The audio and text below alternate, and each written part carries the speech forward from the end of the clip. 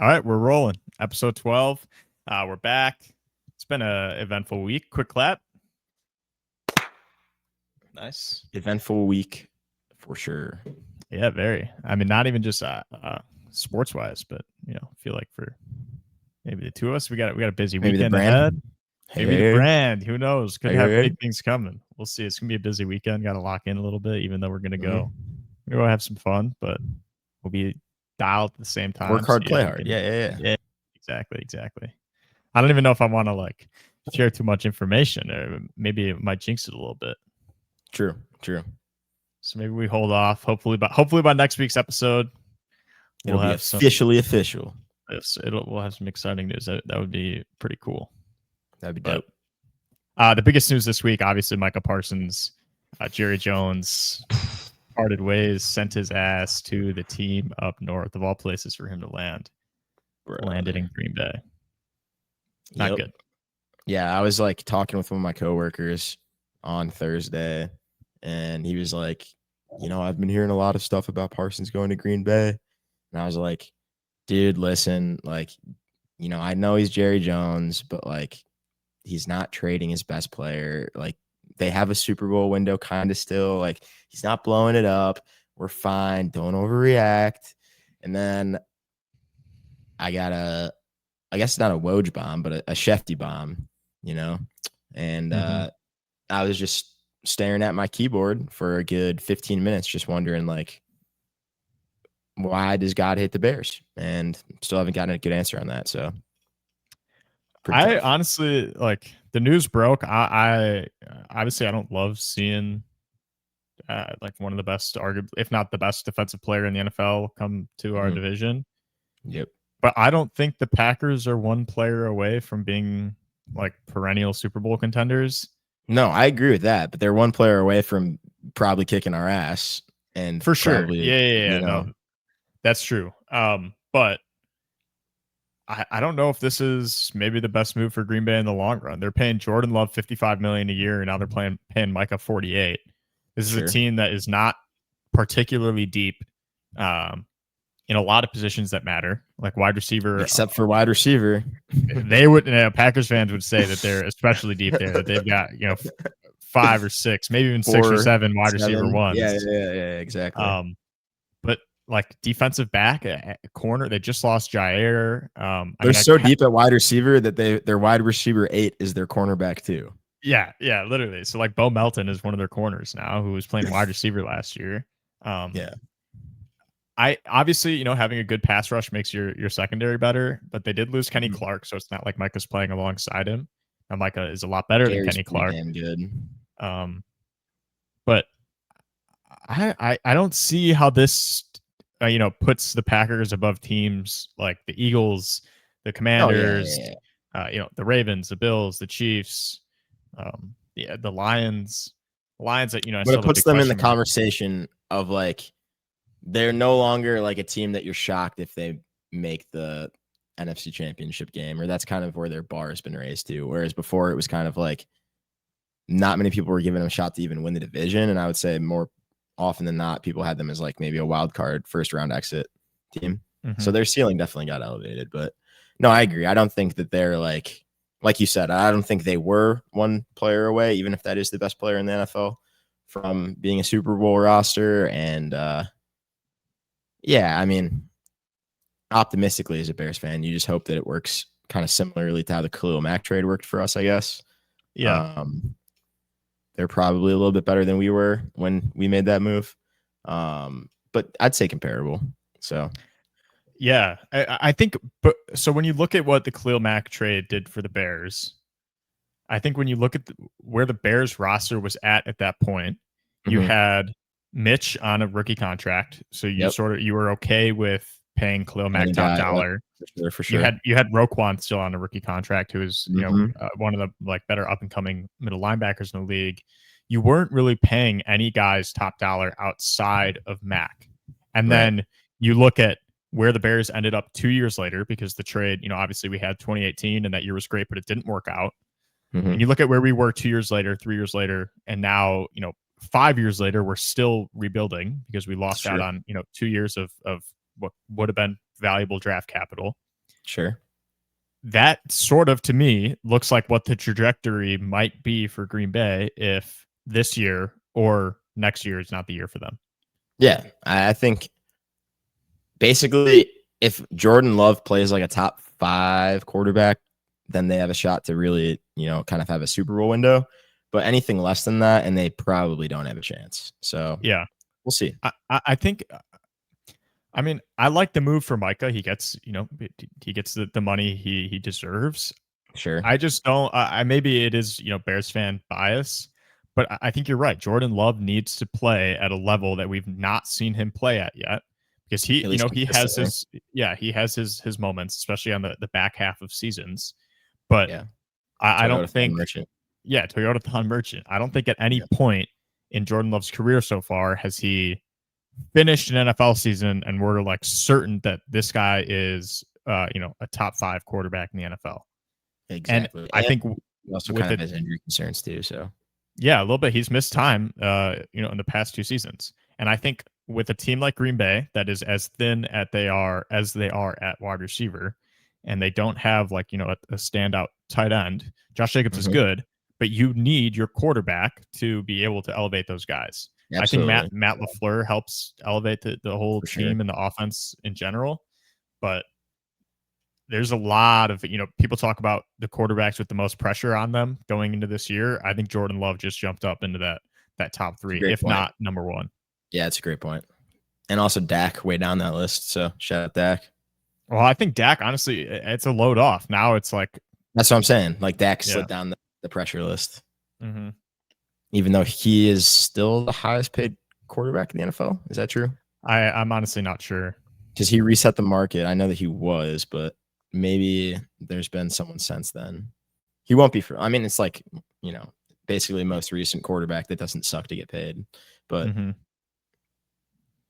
so I'm not looking forward to playing Micah Parsons twice a year for the next 3 years, however long. But I don't know if this is we were gonna have to play him once anyways, as we were gonna have to play him Twitter once. account pointed out. We were gonna have to play him once when we play the Cowboys this year anyways. But I think long run, it might end up being might be tough for the Packers to build a talented roster unless they draft really well from rounds 2 through 7. Yep, exactly. Years. Without a first rounder. Yeah, and I think also immediate reaction, a lot of people are like, okay, 2 first rounders, that's nothing, especially when you consider where the draft is likely to fall for Green Bay, like later first round.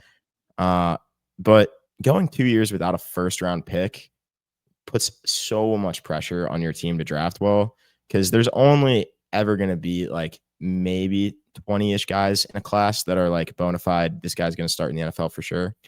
And I mean, we went through it after the Mitch trade where we went 3 years without a first round pick. We went to, so it was essentially the same trade. They just threw in Kenny Clark. We threw in like a 3rd and a 7th, third round, and then got back like a 2nd round and a 5th rounder alongside. Oh yeah. But yeah, I mean, it like from a fan perspective, I'll tell you, it kind of sucks to go multiple years without a first round pick. So hopefully they're miserable on draft day. But I don't know. I mean, I feel like Packers fans and the first round are typically miserable. Like they don't. I can't really like recall a really, really exciting first round pick for them. Aaron Rodgers would be the only one. But I mean, yeah, but like a weird one. We were 2 years old, if that. Yeah. Like Matthew Golden is the most exciting name in the first round for them since maybe Jordan Love. Like Jordan Love was really polarizing. Which was, I mean, when they picked him, he was like the most hated pick by that organization almost of all time. Like no one liked that pick at all, especially not Rodgers.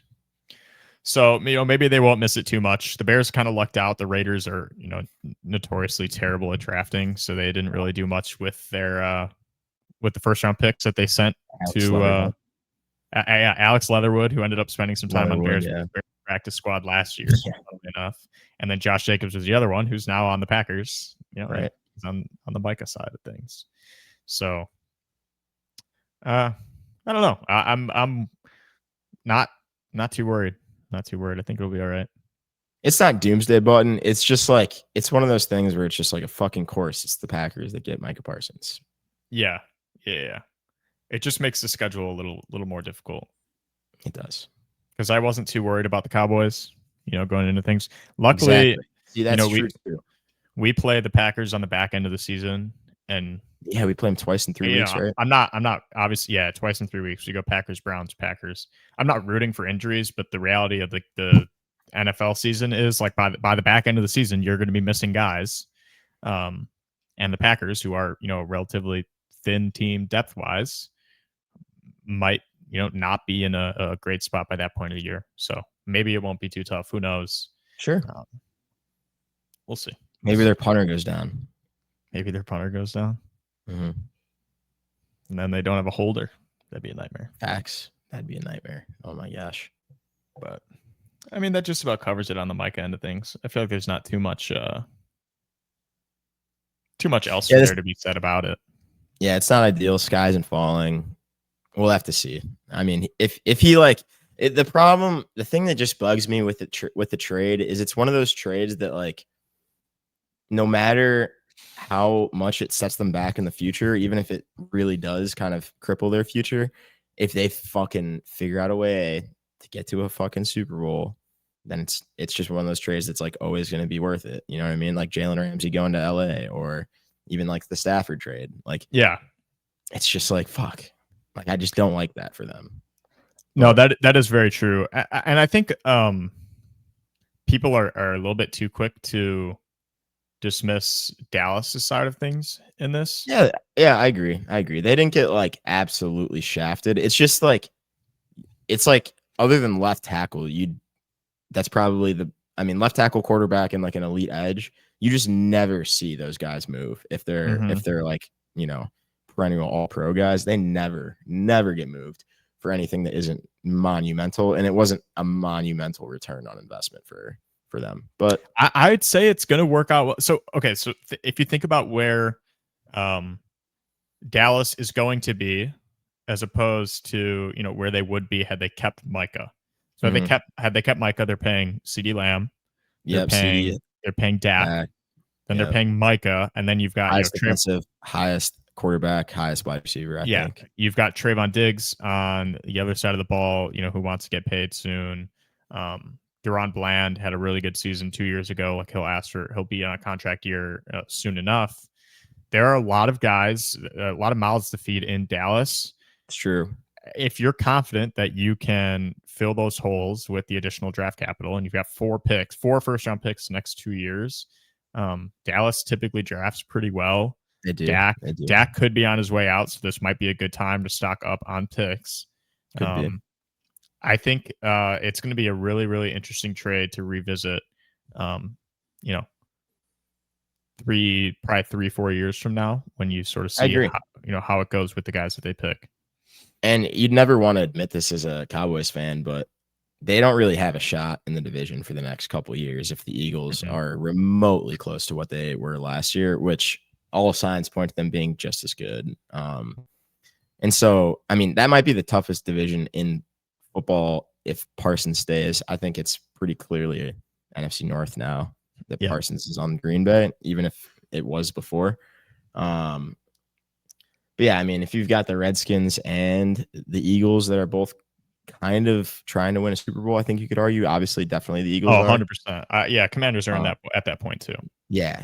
So, it could be like, you don't want to hear that, obviously, if you're a Cowboys fan, that you're punting before the season even starts. But if you can really kick the can down the road and think, long term, it does make sense. Yeah. But that is, typically just the reality of a lot of NFL teams, that you're just not in a window where you have a chance at a postseason run or even a Super Bowl run. Yeah. I think Dallas's window, obviously they were really good when Dak was a rookie, and that was 7 years ago now. Yeah, I think this is his 8th year. I think this is going on his 8th year. So obviously Dallas they've been a competitive team. They've made the playoffs a few times. They've been ran out of the playoffs pretty embarrassingly, damn near every time they went there. So if you're a Dallas fan, you can either, sit in like wild card round purgatory for the Right. next 3 years, however long you want to pay Micah, Dak, and CD until they're all fed up about losing and want to leave, and then you're left with nothing. So there are a lot of silver linings for Cowboys fans. Yeah, and Jerry Jones is just still there, and that is what it is. Yep. Yeah, I agree. That's the Micah trade. Can't overreact to it. It is what it is.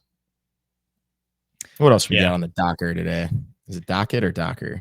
Docket, I believe. Docket. Yeah. So we've got we're not much of a fantasy football podcast, but we play fantasy. We're in a league together. We've had some good some fun moments and matchups. For sure. And we'll cover it. Shout out David a little Johnson. bit. We'll cover it a little bit in this episode. No, it was Kenyon Drake. My bad. Fuck you. So I'm in the wrong place right now, looking for what. But basically, I don't. I think it's like a trend of years past as well. But I've seen more hype on it this year, like doing fun ways to pick the draft order for your team. Like I've seen a lot of like cameos, guys running the 40 and pulling their hamstring, random stuff. And we were thinking like, okay, this is something that we could potentially cook with a little bit. So what are maybe some cheeky ways that you guys out there, you know, ardent fans of the 1 Point Conversion podcast can potentially use to pick your draft order for this upcoming fantasy football season? Should I kick us off with a little, what the kids call clip farming with a little clip intro? Yeah. All right. Got to look in the camera for this one. Ready? These are the best ways to pick your fantasy football draft order. There we go. All right. So kicking it off, I think this one is a pretty cheeky one because it puts you in a position where you got to do some swindling a little bit. You got to be, arguing for your case, but also you might be put in an interesting scenario. Let's see. And that's going to be ranking or choosing your order based on who has the hottest mom in your friend group. Oh, that's fire. Yeah, no, it's good. Because you don't want the first pick. You do not want the first pick. You don't want the last pick either. It's there's mixed emotions of pride and lust and greed and envy and wrath like this. So, it'd be a fun topic. I think that, if you guys are close enough to discuss that topic, we don't want to ruin any friend groups out there, but that could be a pretty cheeky one to toss around. Mm-hmm. Yeah, I've got, you got to drink 10 beers and see who can drive the fastest. Also a good one. Even if you're not picking your fantasy order, this is just a fun, like Wednesday, Thursday activity, always good to just test your limits. You got to see if you're the man. And if you're not, hey, it's okay. Get them next time. So I agree. That's a pretty fucking good one. Continuing, maybe you don't want to do hottest mom. Well, how about this? Who can take the biggest shit given a 48-hour notice? A lot of strategy goes into this one. Probably want to keep the fluids at a low intake level. But the 48-hour notice is key because you don't want to give anyone too big of an advantage. But yeah, again, you got to test yourself, see what you're made of. And, there's a lot of factors at play. You can't get too ahead of yourself, right? Because then, you're probably going to be pooping before the fucking 48 hours runs up and then you're fucked. But you also need to time it up right, that you can be able to shit at the time that it comes because you only get like a certain window, I'm assuming. Because if you just don't poop, it's 10th pick. Yeah, you don't poop for 48 hours. You don't want to be the guy that doesn't poop. That's also just embarrassing. And just to be clear, we don't need to be gross out there, right? You don't need to touch shit, even though we've all touched shit before. You don't need to touch a shit. You just need to weigh yourself before and after. So that's how you do it. Okay. We're doing it by weight. Yeah. But then are we counting total body weight before you're naked? What about peeing? Because you don't poop without pissing. Ooh, that's a good point. Yeah, nope, scrap it. We gotta weigh the shit. You're right. We could definitely, people could definitely fudge it up with the fluid intake there. That's a good call, Mike. Thanks for keeping me honest there. Yeah. I honestly don't have. I don't know if I have so many more. Maybe go to the nearest like Jewel Osco or grocery store and so you can steal the most expensive item. That's a good one too. Yep. A lot of mine just are just going to include like doing illegal things. Doing illegal things. Yeah, which, you know. And then so everything that you steal will end up becoming the prize pool for the fantasy league. Yep. There you go. So you got to be smart too, because, you know, maybe someone in front of you already stole something that, you know, you're not going to be able to top. Well, at that point, you don't want to get something awesome for the fantasy, you know, sweepstakes, I guess. Like if you're just fucked and you're not going to win your league, maybe you could go get, I don't know, Slim Jim and free Madden 25. I don't know. Who knows? Inside joke. Buy Slim Jim, get Madden 20 for free. It was a crazy. You know. They were running that deal on Black Friday. It was crazy. Great deal. Here's what else we got. If you've ever played Just Dance, the song "Living the Viva Loca," whoever can get the high score on that one, it's just one that I remember being pretty fun. I think Just Dance, $1 million business idea. Someone should open up like a karaoke bar, but it's Just Dance. I think that'd be pretty fun. Pretty sick. A game of Crud, if you know, you know. Nice. A game of roof ball, if you know, you know. Have you found yourself on? I've seen roof ball on roof ball TikTok sometimes. Yeah. Roof ball goes back to like 2006. I was like in a rabbit hole a couple of days ago. Wild stuff, but very fun. This one, if you're in a group of friends that maybe isn't the brightest, you could pull some numerology on them and just gaslight them into getting whatever pick you want. Like you could be like, okay, Michael, born in February, that's 2. 2 plus 0, that's also 2 divided by 2, that's 1. So Michael, 1, you're gonna go 10th. Like, you know, if you've ever seen that guy on TikTok or social media, he just like kind of makes sense, but it's just like, what the fuck's going on? So yeah, if you could kind of get the numerology down, I think you could pretty much manipulate the draft to your will. And then here's my favorite one, okay? Because this one's like, if you're actually gonna do any of these, this would be the one to do. And here's how we're gonna do it, okay? So you go to your draft location, right? The order has not been determined yet. You're at your buddy's house, wherever it is. All your boys are gonna make separate DoorDash orders at the same time from a restaurant that's like more than it's within a certain mile range, right? And then whoever can finish their DoorDash meal the fastest, rank them in that order. So you get a little bit of you're rooting for the DoorDasher to get there, but hey, once the Dasher gets there, it's not over. You still got to put in your work and you know, house down that burger or whatever the fuck you decided to spend $28 on. And I think that'd be a pretty fun one because then you also get a meal, which is kind of I think everyone would have to order the same thing. That's the only way to keep the but then you field level. You could run. I don't know the total logistics of the DoorDash operation, but do you think that like one dude would just be walking in with like 11 orders? That would be electric. But that's part of the game. It's like the first Dasher picks up the first 5 orders, and then the other guys are just left hanging, and then the 5 orders get there at the same time. Yep. And the first guy gets outside and he tells the Dasher to just like fuck off and run, and then nobody else gets those orders. So I think that could be an entertaining one. That's pretty fun. There's some good good ways to pick a draft order. For sure. Look into Crud if you don't know, by the way. It's a dandy old time if you've never played. It's an excellent game. Excellent game. Make a little Google Crud pool game. But on the topic of fantasy football, Graham and I are going to pick, and to be honest, I should have, prepped some of these guys beforehand, but I got a couple guys in mind. We did this last year, when we first started recording this podcast, before we had, this setup, we were recording remotely. We were recording in person just a few feet away from where I'm sitting now. Sure. We picked 2 guys who we thought were, going to break out this year, and we're going to do the same thing this year. And we're going to try to pick guys, who are flying relatively, under the radar. Yeah. So last year, I think my guys were Brian Thomas Jr., which was a huge hit. I was very happy with that. He ended up being, I believe, like a top 6 or top 7 wide receiver, something like that. That one wasn't even intentional. That was just sometimes it just comes to me, man. And my other guy was Khalil Shakir, the Bills wide receiver. He had a nice year, nothing too crazy, but I was a fan of his. What's the term? ADP? Did he? Oh, he exceeded his ADP for sure. Sure. All right. So, can I kick us off? Yeah, go for it. We'll try to not pick the same players. You're not picking my guy, but basically, this guy's got an ADP around 200, right? So you could easily get him at most points of your draft. He's a fucking stud. He's a Michigan man, and that would be Blake Corum. Blake Corum finds the end zone. He was not used a lot last year. I think that he has opportunities in this offense. I know McVay likes him. Blake Corum, I think he could have a lot of games where he has like 48 rushing yards and 2 touchdowns. Like that can win you leagues. So yeah, Blake Corum. Pick him up, put him on your bench, use him twice a year. He'll win you your league. Okay.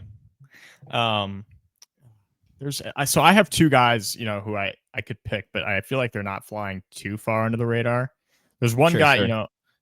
I'm really high on Trevion Henderson this year, but I think a lot of people are. His ADP has been up there this year, so I'm not going to go him, but I will go with another rookie who's getting drafted somewhere around. I want to say like anywhere between the 5th and the 7th round. How's that? Sure. That's Tedero McMillan. I think Tedero McMillan is going to be this year's Brian Thomas Jr.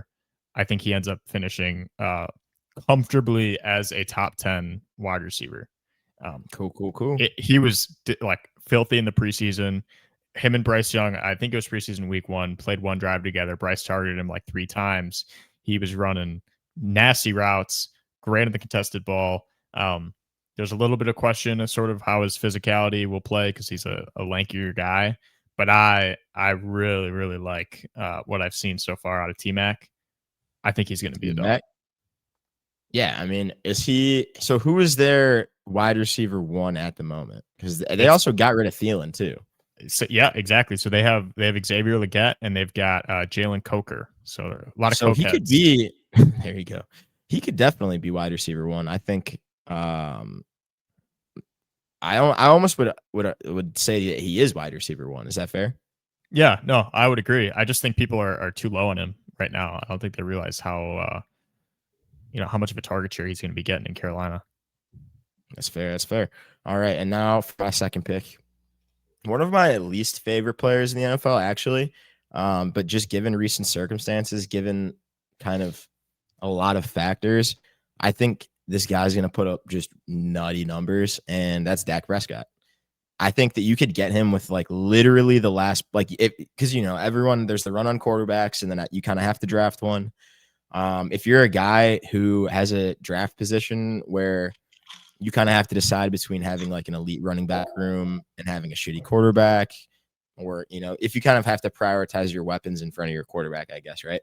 And you could afford to sit back. I think Dak Prescott could be like a top 5 QB. I think the Dallas defense is going to be giving up 45 points a game. He has a very good wide receiver room. McCarthy loved running the football, and I think their offensive philosophy has changed. I'm not a fan of Dak Prescott. I don't know if I would want to draft him and root for him. And if you're in that camp, don't blame you. But I think he's going to have some pretty good numbers this year.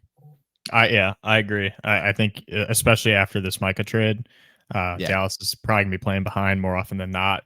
Their running back room has not looked good in the preseason. Right.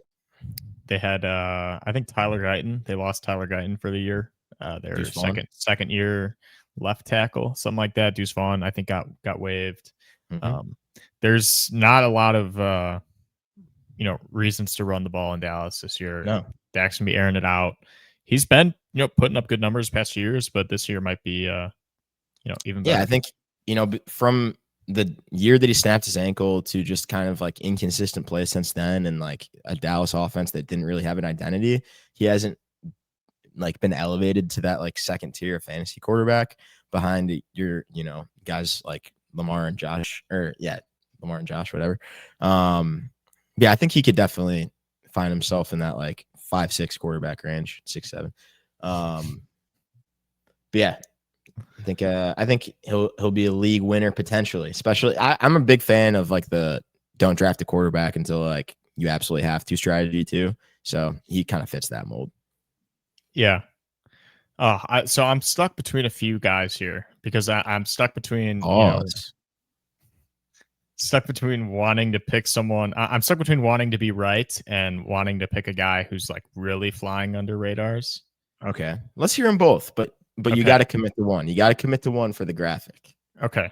Well, my first guy is Michael Penix Jr. Um, I I love what he was doing at Washington. I think he's looked really good and so far in his starts with Atlanta. They're, a lot of continuity going from last year into this year, a little better on defense.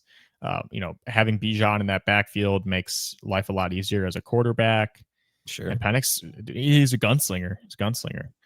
So yeah, I think he's another guy too that I think one of his best attributes as a fantasy quarterback is I don't see him ever having a week where he puts up like less than 10 points.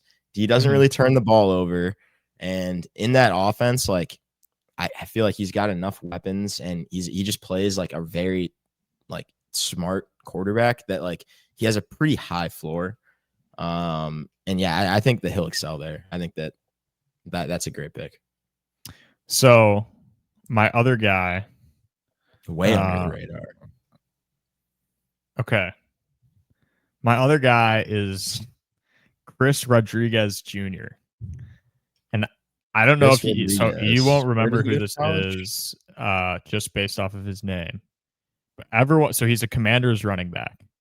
And everyone is talking about Bill. Everyone's talking about Ja'Cory Krosky-Merritt, their seventh round guy who has, looked good in preseason. But Chris Rodriguez, so me and you, we were watching a Commanders game last year, and he was playing, and we were like, holy shit, I don't think I've seen a guy run that hard in a very long time. Oh, I do remember this guy. He is still on the team this year. He is running hard as ever. And I'm pretty sure he's RB2 in that room right now. The hype around Bill is absurd. Like if you're drafting Bill and you're drafting him at his ADP, which is so inflated right now, you're just bad at fantasy. Like you're bad at fantasy and you're buying into the media hype. Chris Rodriguez, I don't even know where he's being drafted, but Austin Eckler's on his way out. He's too slow to like survive in today's NFL. Maybe he's got a little bit higher of a ceiling just because he's got passing volume. Yeah, he catches but but by the end of the season, he won't be RB1 or he won't be taking the most snaps. The reason I'm apprehensive about this pick is because Jaden Daniels runs a lot. They do a lot of short pass game. Sure. So it's not necessarily the most RB friendly place. But as far as guys who I think are just undervalued, will end up being successful, hopefully will be a little bit more recognized by the end of the year. Chris Rodriguez Jr. plays so hard. Gives me the same sort of vibes. It's like when I watched Isaiah Pacheco in the preseason. It was like, holy shit. So what I'll say about that, first of all, I love the pick because I know totally who you're talking about, the Kentucky dude, and he runs like his fucking rent is due. But I think like you're totally right to think that Daniels is gonna usurp some of those yards, but Jaden Daniels weighing fucking 9 pounds, he's not going to be doing any tush pushing, I don't believe. I don't think he's going to be a goal line option very often for them unless they're running like, QB rollout stuff where he kind of takes off on his own. And then like their RB1, like you were saying, I don't think he's really like a first and goal from the 1 yard line guy. Maybe like he could lead the league or he could lead the Commanders in rushing touchdowns very easily, I would say. Yeah. The reason, like you said, the stuff at the goal line is sort of what worries me. So it's sort of like I'm stuck between like Jaden Daniels either becoming sort of how Lamar was in like his third or fourth year when he sort of stopped taking off, started passing more, protecting himself from hits, sliding, basically, playing less like Lamar. And then there's also like the Kyler Murray where playing more quarterbacky. But then there's also Kyler Murray where like every time they get down to the 1 yard line, they're running read option between him and James Conner. And half the time Kyler Murray is the one who's taking it, running like a toddler. And taking those fantasy points. So I don't know what the case is going to be with the Commanders and those short yardage situations. But all I know is Chris Rodriguez is a dog, and I can't imagine he's not the best running back in that running back group. Fair. I like that take. I also think that like if you're the Commanders, one of your top objectives this year is limiting hits on Jaden Daniels. So I don't think they're going to be running him a ton in the red zone at all. Like I think it'll be mostly stuff out of pass sets that he'll take off from. I don't think he's going to have a lot of designed runs. He'll have some, obviously, because it's Mhm. too valuable of a weapon not to use and to keep the defense honest. But Yeah. But I feel like there will be some priority on protecting Jaden this year based on absolutely, the rib injury, and you've seen how valuable he is. Yeah. You don't want to risk losing him again. So Yeah, keeping him out of those scenarios if you can. Ribs are an injury too that it's tough, man, because you can almost always play through them, even if they're broken. And that's a fucking lingering injury. Shout out to desk item of the day, Michael's Desk item dog. of the day. But she wanted to climb. She wanted to climb on my lap, so I'm bringing her up here. Pretty epic. Yeah, I record a podcast with bitches on my lap. No big deal. What you doing on a Friday? Yeah, she's licking me. But yeah, those are my two guys, T-Mac and Chris Rodriguez Jr. I feel good about him. Yeah, and you got I like that. You got your boy Dak and my boy Corum and Dak. Corum. Dak's not my boy, but I'll take Dak. I think Dak's gonna be really sneaky good this year. Like, I don't know, something about it just not making sense makes sense. So we'll see. Could age poorly. Who knows? But yeah, should we move on now? Yeah. So we're getting, we're sort of flying through what we were, what we had on the docket today. So we back to our roots. Back to our roots, back to something we have not done since the first episode. Stop liking me. We're gonna be playing If This Is the Answer, What Is the Question? So if you're not familiar with this game, we'll have the answer to a question, and Graham or I will give what the question could be. So for example, if the answer is 10 yards, the question could be, I really don't want to say it, but how far? I was going to say it towards you, but I'll say it towards the audience instead. If the answer is 10 yards, the question could be, how far apart are your mother's legs on a Saturday? All right. You didn't say it to me. You did not say that to me. I'm talking to the audience. I'm talking to you. I would never, ever say that about your mother, Smalley. She's a respectable woman. Thank you. But yeah, so that's the whole gist of the game, and obviously the answer to this question is topical, and we'll go over that actual question and talk a bit about it. So all right. We'll start off with our first one. Graham, I'll ask you because I honestly I have one question for this answer, but it's not necessarily we might have to censor it. We'll see. Okay. All right, Graham, if the answer is more explosive, what is the question? Ooh, more explosive. Is it what was the last thing Japan was expecting after the first one? Yeah, mine's somewhere along that line. More explosive. Yeah. Pretty bad. But yeah, Michael, if the answer is more explosive, what might the question be? Oh, I don't know if I want to say this. This is bad. Is this uber topical? I could swap out a country. Yeah. But it just doesn't hit the same. I'm gonna swap out the country. But use your imagination for the audience. Use your imagination. Yeah. As opposed to my, the question could be, as opposed to my first vacation to Yemen, how would I describe my more recent trip? Yeah, that's fair enough. Yeah. That's fair enough.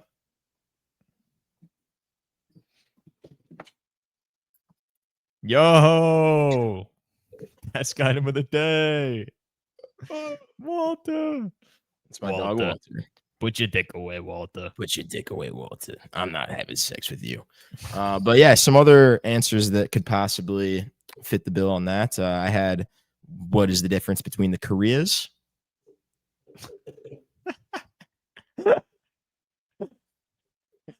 That is so good. That's so good. And then I don't know a ton about this, but I saw a couple. I also have it's a difference one. What's the difference between those fucking jean ads that I saw? The jeans ads? Like, I don't know the deal with it, but people are loving the one of them and they're not liking the other one. So it's just the other one's got more pop. And the people are doing like this thing. Mm-hmm. You know what I'm talking about? What? And then it's like if you really want to, it's like our 6th or 7th. oh my god, dude! Holy meta, holy fuck, Jesus Christ! How rotted can one's brain be? Setting the limit every day. If you really want to get stupid, I wrote this one like 2 seconds before the pod. A guy who's really hungry at the all-you-can-eat fireworks buffet. More explosive. Nice. Yeah, he's like snapping at the waiter or waitress. Is that all you got for him? Yeah, that's all I got for him. That was a hard prompt. Hard prompt. I like the Korea one, but I wasn't really. That is so fire. That's so fire. No, the actual answer is about Bryce Underwood. He was asked about his offseason training, where he put on, I believe, around 15 pounds of muscle. Said he was feeling faster and more explosive. So we'll talk a little bit about college football. The weekend is kicked off. We had some Thursday games. We got some Friday night games. And then we've got a huge slate Saturday for week 0. Probably the best one ever. And we got a game on Sunday too, actually. But yeah. Mm-hmm.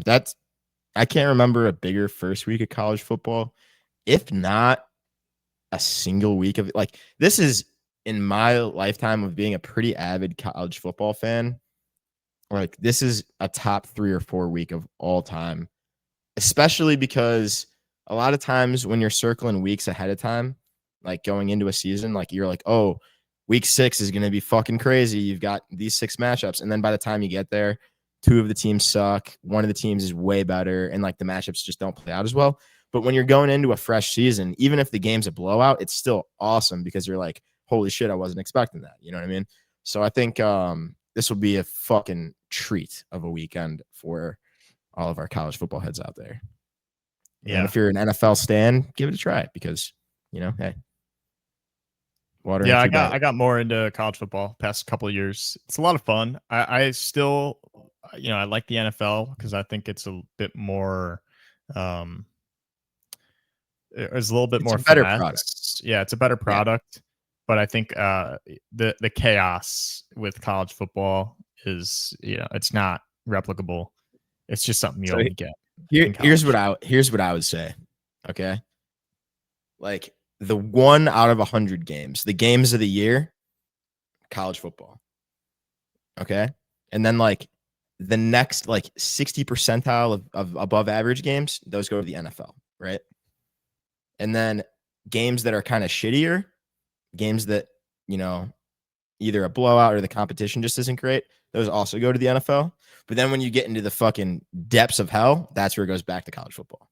So, it depends on what you like as a fan.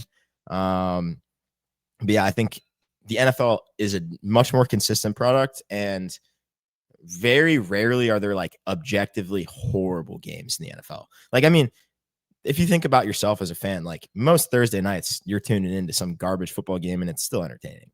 Mm-hmm. Versus in college football, if there's a game on and it's, 2 teams that you don't really have an emotional connection to, it's pretty hard to get up for it unless it's a competitive game. So yeah, or unless it's like an ultra competitive game late in the 4th quarter or whatever. But yeah, super hyped, super hyped. Yeah, Texas, Ohio State. I mean, you've got last year's national champ versus who people are saying might be this year's national champ, and it's going on week 0. We're not even a week into the fucking. Well, week one. This is not week 0. This is week 1. Week 0 was last week. Yeah. Oh, that is true. Yeah. It's week 1, but it's yeah. I mean, it's hitting you in the face. It's week 0 of the NFL, so you could say that. Yeah. No, that's true. It's gonna be a lot of fun. We're gonna be up at a buddy's lake house. It was built by his peepaw, and there's not a lot of television up there, so it's gonna be hard to stream everything. But not a lot of colored television. We're gonna manage. We'll manage just fine. I think I mean, unless there's something else you want to cover, we can move into our last question. I feel like this will be a sort of abbreviated episode since we got to get on the road. Sure. For the folks at home who don't know, Graham and I have to wait in this on this hosting website and wait for the video to upload. And there are times where it takes an entire another hour for the podcast to actually upload. So we're sitting in here for a little bit afterwards. So I think today's episode it'll be under an hour, which is not too much shorter than what we're normally doing, but hopefully it uploads quickly and we can, get started with our weekend. But without further ado, Michael, if the question is 3 years, that's if the question is what you're going to say, that's wrong. What is the answer is 3 years. No. Okay. I got you. All right. Yeah. Here's how you got me. I mean, you're going to have to just repeat after me, but if the answer is 3 years, I got what is the question? Michael, if the answer is 3 years, what may be the question? Here, do me a favor. Do it a little quicker. I got you. Listen. Here we go. We're gonna teach. This is some teach tape right here. All right. Okay. All right, think about this. I'm the sitting first here. 2 seconds of the clip, it has to hook you. I'm sitting here. I'm scrolling. It's got to hook you. It's got to be quick. Okay. It's got to be snappy. It's got to be rapid fire. All right. So lock it. Get a little going. Yep. I did it over here. You can't see it. You can see my arm though. Okay. Ready? Michael, if the answer is 3 years, what might be the question? You settling on that one? Yeah, that's good. All right.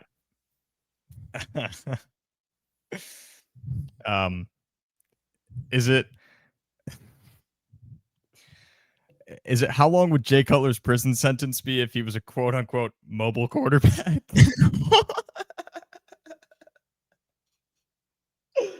Oh God. That's true. That's a good point, Mike. Holy shit, that's fucking good, dude. Wow. For those of you who didn't see, Jay Cutler spending a couple nights in the county fucking clink. What, you had a rough picture on that. It was a DUI, right? Yeah. He's got a 4-day sentence. Got off with a slap on the wrist, but yeah, if he was running around a little more, he was a mobile quarterback. He was less quarterbacky. That's 25 to life. That's 25 to life. For sure. Yeah, I think that's a banger. I think that's a banger. I was real proud of that one. I think that's a banger. Hold the mash. Yeah, bangers and mesh. You have anything for 3 years? I got one more. Oh yeah, I got a couple. Yeah, let's hear it. You want me to ask you? Yeah, I'd love you. I need the teach tape. I need to get the reps. Right. I need the mental reps. All right. If the answer is 3 years, what is the question? Is it how long the NFL took to crown a Super Bowl champion that wasn't fat and gay? Are you talking about? Are you just saying Mahomes is fat and gay, or Andy Reid, or no? If you go from the beginning of the Super Bowl era, how long it took the NFL to crown a champion that wasn't fat and gay? Because the first 2 Super Bowls, fat and gay. Third Super Bowl, they figured it out. Oh, are you just calling the Packers fat and gay? Hey, I have nothing against fat and gay people. I'm just saying the Packers, for being honest, just objectively speaking, demographically. Yeah. A lot of fats, a lot of gays up in Green Bay. Yeah. It's true. Can't argue against facts. Yep. I've got what else we got? How long has it been since someone watching this video last lost the game? Oh, I was gonna do one about that, but I was like, nah, your boy's never had a 3-year streak since he was 3 years old. But someone watching this just lost the game. Get fucked. We got some other ones. How many times Bo Nix was a senior in college? Nice. Average amount of time between Larry Fitzgerald dropped passes, statistically accurate. Yeah, wow, that's pretty good. You got any more? No, I just had those 2. I got the Jay Cutler one, and I was like, I'm going to retire. Cumulative time, Joe Flacco's been elite.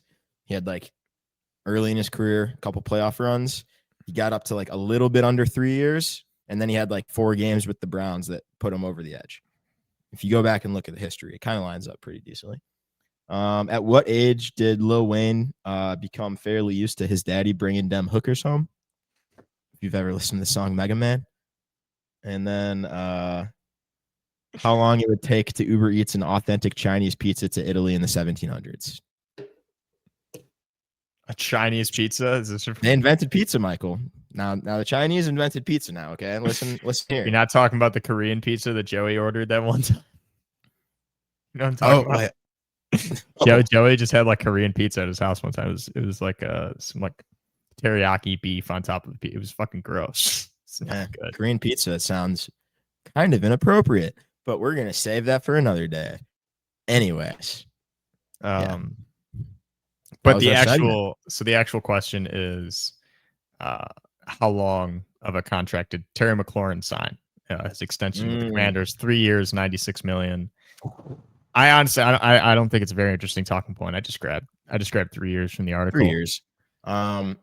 Yeah, I think. Talk about Jay Cutler a little bit. His is Well, I'd just say for Terry, shout out to a guy. I mean, it really shows you what you can do, even if you don't really get an education. Even if you get a really poor education. So, you can still make yourself something out there. So yeah. Keep grinding. Yeah, I hear people who go to Ohio State, they're so stupid they just walk out into traffic. Dude, that's like fucked up.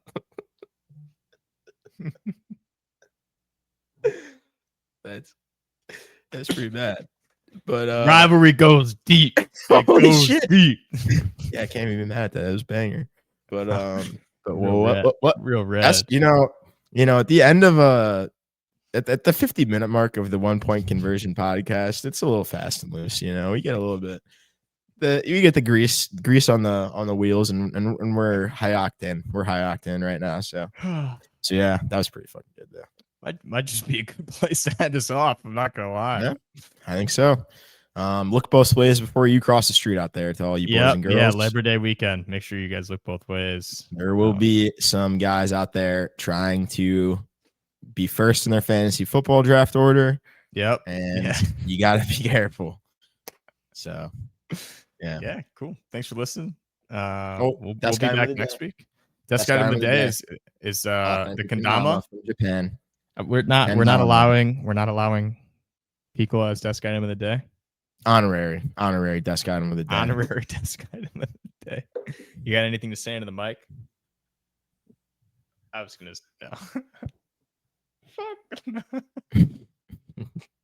Fuck the Packers. We'll go with that. That's pretty tame. A two-state solution is simply not possible. Nicola. That's crazy. We cannot endorse that, dog. We do not. No, that is disgusting. Horrible, that is disgusting. Horrible. Oh my god. Get out of here. Get out of here. Goodness. Get out of here. It's a good. I think that's a good place to call it, folks. God, my dog is a Zionist. What is this? That's crazy. That's crazy. Your dog, man. And they say all dogs go to heaven, but no, she's going straight down. Well, that's a little. I don't know if it's hell, but it kind of just apparently just ends after you die. I don't know. Yeah, heaven was promised to her 4,000 years ago. We'll see. It's a good time to end it. If someone stayed this far, they deserve it. You earned it. Yep, you deserve it. You earned it. It's a good laugh. All right. Thanks for listening. We'll be back next week, perhaps with the Cattell Marte heckler. We'll see. Ooh, hopefully. See ya. See ya. Oh, I got to click on recording twice.